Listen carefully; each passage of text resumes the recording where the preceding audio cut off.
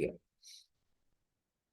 Selamat malam, eh, Pak Malanto. Kami akan presentasikan UAS kami, mulai dari perancangan, pengujian, hingga mendapatkan hasil dengan topik pembangkit gelombang sinus, kuadratur 2 op amp, frekuensi variabel 1 kHz sampai dengan 5 kHz dengan saya, Benedictus Kevin, NIM 235114025. Dengan saya, Axel Serafino Samapang dengan NIM 235114007. Berikut perancangan kami dengan rangkaian seperti berikut dengan dua op amp X1 dan X2 dan ada resistor 1, resistor 2 dan resistor 3. Kemudian ada kapasitor 1, kapasitor 2 dan kapasitor 3. Rangkaian ini juga kami ambil dari materi di LMS yaitu sine wave oscillator. Berikutnya. Selanjutnya adalah perhitungan perancangan terkait topik yang kami ambil. Perhitungan perancangan ini kami menentukan untuk nilai C1, C2, C3 sama dengan C atau sama dengan 10 nanofarad. Kemudian R2 dan R3 ditentukan sama 10 kilo ohm. Selanjutnya untuk mendapatkan frekuensi yang diharapkan dalam rentang 1 kHz sampai dengan 5 kHz, kami menentukan R1 menggunakan rumus omega 0 kuadrat sama dengan 1/C1 kali R1 kali C2 kali R2. Untuk frekuensi 5 kHz didapatkan hasil nilai R1 sebesar 1013,21 ohm. Kemudian untuk frekuensi 1 kHz didapatkan hasil R1 25.330 ohm. Jadi untuk mendapatkan rentang frekuensi 1 kHz sampai dengan 5 kHz yang diatur adalah nilai R1 dari rentang 1013 sampai dengan 25.330 ohm. Demikian nama komponen dan juga nilainya. R1 itu variabel tadi 1013 sampai dengan 25.000 ohm. Kemudian R2-nya sudah tentukan 10 kilo ohm, R3 10 kilo ohm, C1 10 nanofarad, C2 10 nanofarad, C3 10 nanofarad. Kemudian op amp 1 dan op amp 2 menggunakan LM358. Kemudian untuk simulasi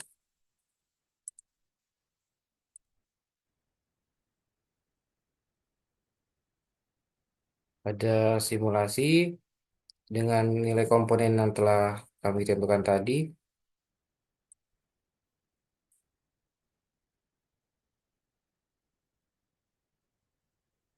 Rangkaian akan menjadi seperti ini dengan R1 1013,29 ohm, dengan R2 adalah 10.000 ohm, R3 adalah 10.000 ohm, C1 10 nanofarad, C2 10 nanofarad, dan C3 10 nanofarad juga. Dan akan menghasilkan gelombang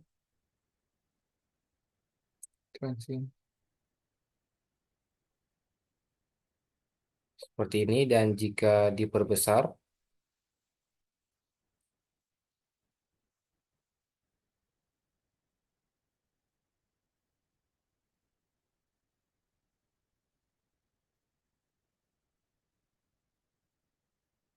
kurang lebih gelombang akan jadi seperti ini pada R1 1013,29, dan kita akan menghitung periode pada VEO.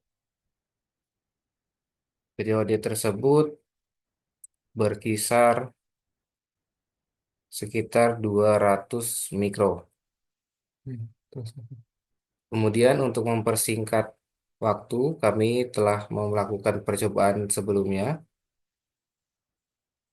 dan telah kami cantumkan pada data pengujian dengan R1 1013,21 ohm akan menghasilkan periode sekitar 200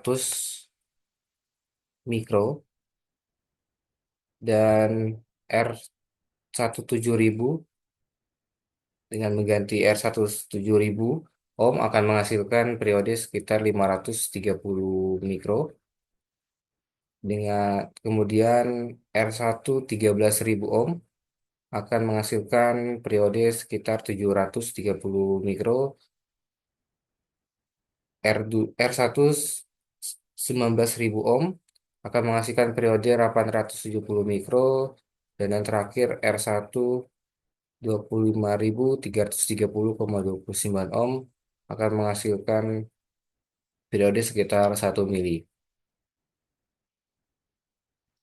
Lalu setelah melakukan pengujian dari simulasi pada microcap, kami mendapatkan data sebagai berikut.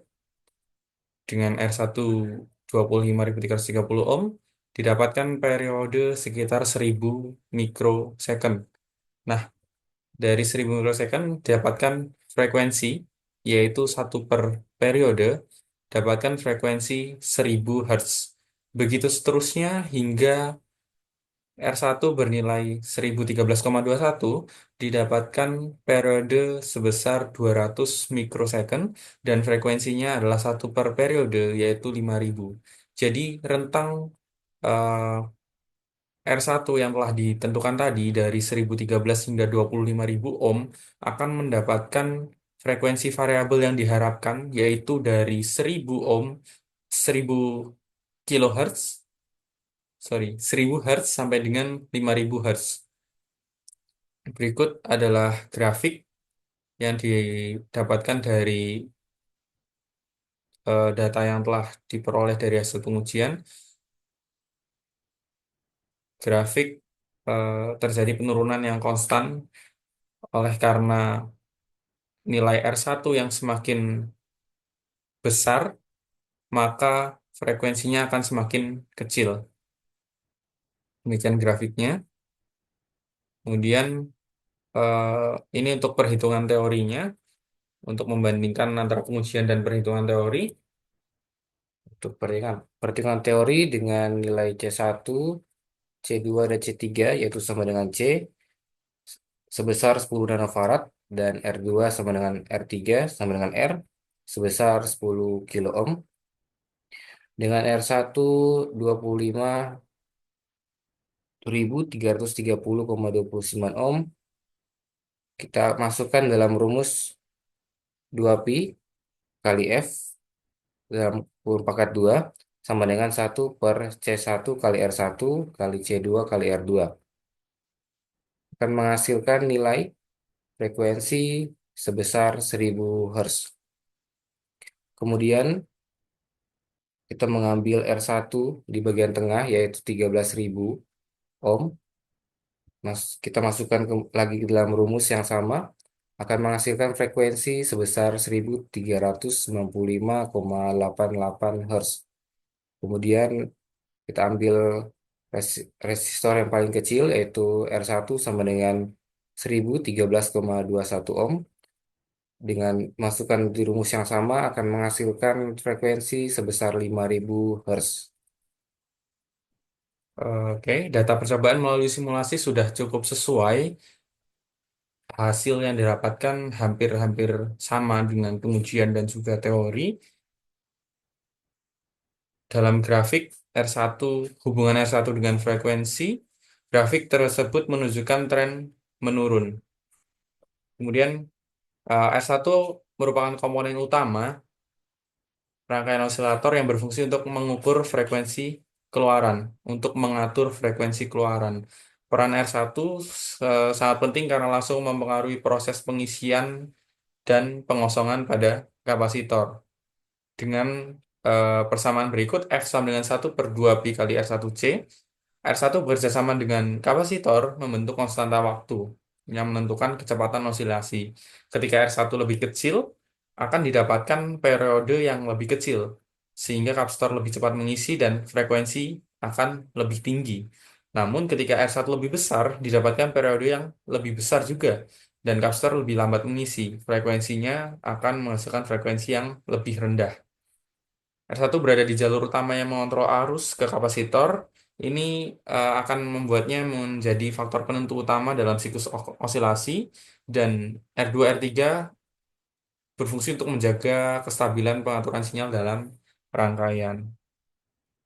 Kemudian untuk simpulannya, Dari kesimpulan dari analisis di atas adalah kami dapat menyimpulkan bahwa nilai R1 sangat berpengaruh terhadap frekuensi karena nilai R1 menentukan konstanta waktu dalam kombinasi dengan kapasitor yang mempengaruhi frekuensi cutoff. Dengan mengecilkan nilai R1, maka frekuensi akan semakin besar. Begitu juga sebaliknya, jika dengan membesarkan nilai R1, maka frekuensi akan semakin kecil. baik demikian hasil presentasi dari kelompok kami. Terima kasih. Terima kasih.